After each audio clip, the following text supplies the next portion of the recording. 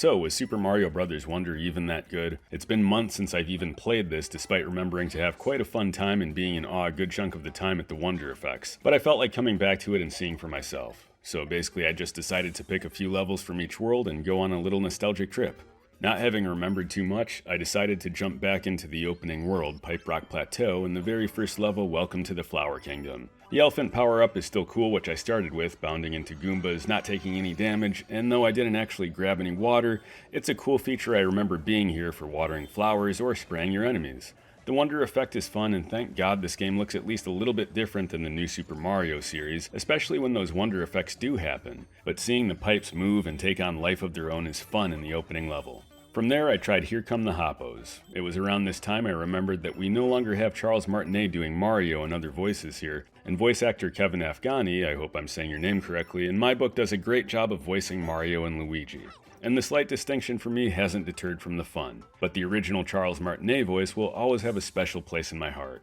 Cool new wonder effect, the Hoppos are big, sort of a stampede like the bulrushes prominent in the original trailers for Mario Wonder. Next I tried from there was this Wiggle Race mountaineering course.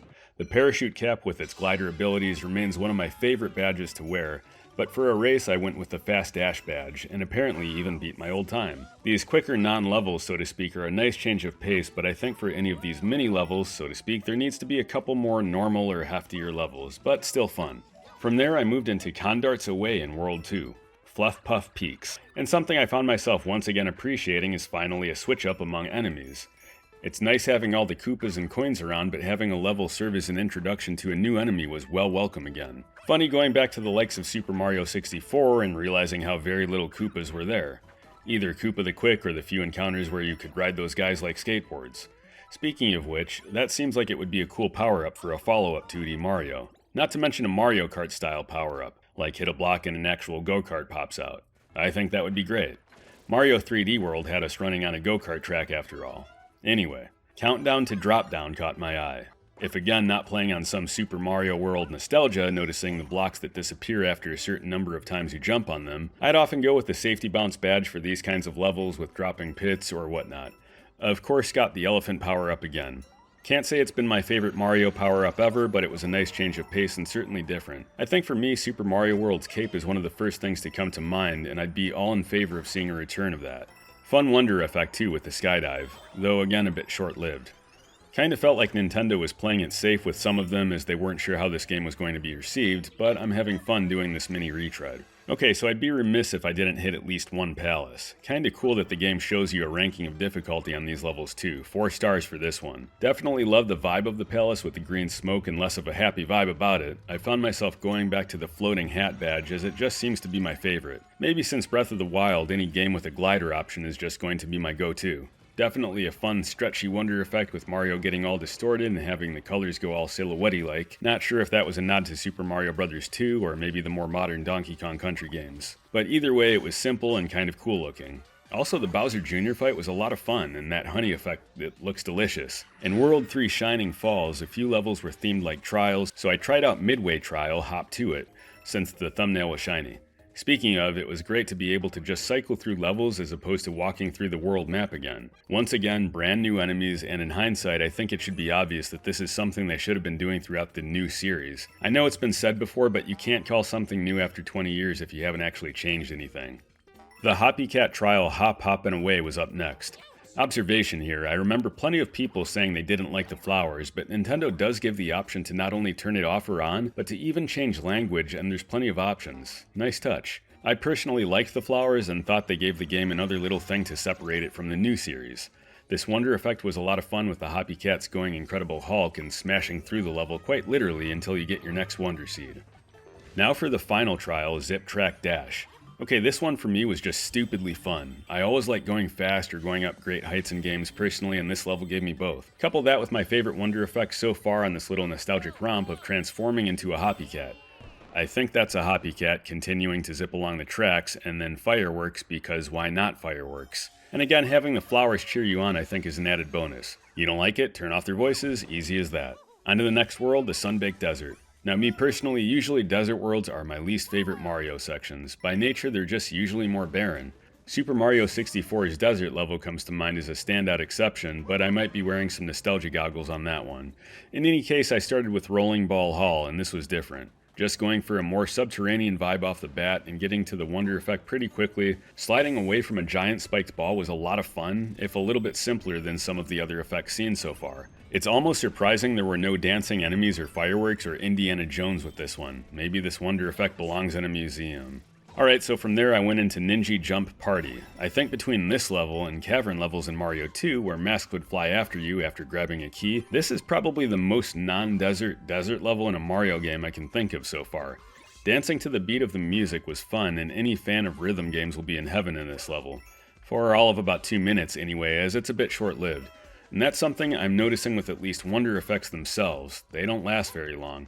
Maybe that means Nintendo knows what they're doing and left me wanting more, or they were just using this game as an experiment. So far, a big success I'd say, and I'm still having fun here. So finally in the desert I tried out Flight of the Blooms. Yet again, another enemy I didn't recognize at all. So in hindsight, I'd say Mario Wonder really did excel at keeping most things fresh, especially with these new enemies. The wonder effect shown was a similar vibe to seeing Hoppy Cats grow really big, as the same thing more or less happens with these so-called blooms. A fun level, but I'm getting a little tired of always getting the elephant power-up. Actually leaning toward the bubble suit at this point, but I'm still having a blast here. Alright, on to the next world. Next up in the Fungi Mines, I tried Up Shroom, Down Shroom. I felt this one was a little more straightforward until getting into the wonder effect, which suddenly gave some Tim Burton vibes with fun spotlights, pumpkins, and a Halloween-esque tone. Once again, had some dancing enemies here, not my favorite or least favorite level, but again, it's all been fun. Also, I'm noticing I have 90 plus lives, so there's power-ups and one-ups aplenty in Mario Wonder. Next up, Tailly's Toxic Pond. Something I haven't touched on yet, the music in Mario Wonder. It's okay. It's definitely not my favorite in Mario games, sadly, but this one has some oddly fitting, soothing music to it, not to mention not one, but two enemies I haven't recognized yet, both the snail enemies and the tailies hanging from the ceiling acting as vines. And so far, this is probably the most unique wonder effect I've seen so far in actual quiz. Luckily, they gave me more than a few chances since I don't remember most of this stuff, and any free time game-wise has gone to Persona 3 Reload at the moment. Now into an uncharted area, the Wubba Ruins. At this point, you'd almost think the wonder effect would bring out Nathan Drake to fight you, and once again, more new enemies I don't recognize. I'm guessing the blobs are Wubba Wubbas, and we've got these kind of thwomp-style enemies cutting through all this goo or jello or whatever. Also an entirely new concept different from all the other levels. Having all the levels really make an effort to differentiate themselves is something I really appreciate, and something I remember saying back in the Wii U days on Yoshi's Woolly World. On to Rargs and the Ruins, not to be confused with the Blargs of Super Mario World, but similar. I found this to be one of the meatier levels, and this game is again crushing it with all the different enemy varieties. Sure, a lava world before Bowser is probably a little derivative, but the wonder effects I find are keeping it fresh, and the wonder effect in here changing gravity and effectively making the game go from 2D platformer to 2D top-down was fun. Almost gave me some Super C vibes. Also, yes, I finally changed up characters and went with Peach. Kinda fun that the ground pound effect or jump sound was different for Peach than Mario, though the playstyle felt the same. Next up, I traveled to Hot Hot Hot. I'm not sure if these enemies bouncing around are called Hot Hots or what, but a pretty simple design. Blocks get hot, blocks cool off. Don't touch the blocks when they're hot. I didn't actually come across the Wonder Flower in this one, and apparently I'm missing a Wonder Seed, but if I'm honest, I don't feel very inclined to search it out. Yeah, that's coming from a non-completionist, but it's not to say I'm not having fun with the game. One thing I noticed in this level more than the others is the dragon in the background. I don't think I ever noticed that my first run through, and for the most part, I don't think the backgrounds in the game are all that special. The wonder effect certainly can be, but this was one time where something in the back was catching my eye. Which brings me to Dragon Boneyard. Now I had to Google which level this was in as I wanted to experience it one more time, and for anyone paying attention, you could have guessed Dragon Coming to Life. I certainly didn't see it the first time, again having missed that background, but having one of the fossils come to life was a blast, and having the dragon take you for an actual ride through the rest of the level was an absolute joy. Again though, a little short-lived. Overall, I had a fun time revisiting Mario Wonder for a few short hours. To me, this was easily the best 2D Mario we've had since the new series, no contest there. Is it the best 2D Mario we've had? Maybe not. To me, it's pretty hard to top Super Mario World. At the same time, I still haven't found all there is to find in Super Mario Bros. Wonder, so there's definite replay value for me here still if I want to check out some more levels in the future. And while the music was unfortunately mostly forgettable for me from Mario Wonder, the amount of little touches from Mario or other characters grabbing their hats through the warp pipes, or enemies changing their expressions to getting mean when they approach you, or the flowers encouraging you along the way, Super Mario Wonder was a definite step in the right direction, and I'm looking forward to Mario's next 2D outing, especially with some better graphics coming our way on the Switch 2 finally. Also, bring back the cape from Super Mario World, or was that a Wonder effect I missed? Should they do a Mario Wonder 2 or start from scratch? How do you like the go-kart power-up idea? Let me know your thoughts in the comments below, and I'll catch you later.